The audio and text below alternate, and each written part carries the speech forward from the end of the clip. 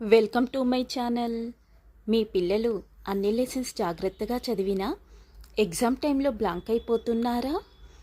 Same ఇదే problem నేను కూడా ఫేస్ చేశాను. మా పిల్లలు స్కూల్ నుండి వచ్చాక డైలీ 1 అవర్ నేను చదివించేదాన్ని. ఒక్కో లెసన్ 3-4 టైమ్స్ చదివించేదాన్ని. అప్పుడు క్వశ్చన్స్ అడిగితే స్పెల్లింగ్స్తో సహా ఆన్సర్ చేసేవారు, కానీ ఎగ్జామ్ టైంలో బ్లాంక్ అయిపోయేవారు. ఇనిషియల్లీ చాలా ఫ్రస్ట్రేట్ అయ్యేదాన్ని. ఇన్నిసార్లు చదివించాక కూడా మర్చిపోతున్నారేంటని.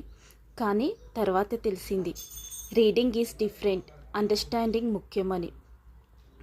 వారి చిన్న మనసుకి అర్థమయ్యేలా చెప్పడం స్టార్ట్ చేశాను. అప్పుడు వాళ్ళలో ఇంప్రూవ్మెంట్ గమనించాను. మీరు కూడా మీ పిల్లల విషయంలో ఇలాగే స్ట్రగుల్ అవుతున్నారా? ఒకసారి ఆలోచించండి. మీ పిల్లల విషయంలో మీ కలలు చిన్నవి కావు. కొంచెం ఆలస్యం అయి ఉండవచ్చు, కానీ ప్రారంభించడానికి ఇదే సరైన సమయం. మరి ఇంకెందుకు ఆలస్యం? నా క్లాస్లో జాయిన్ చేయండి. Thanks for watching.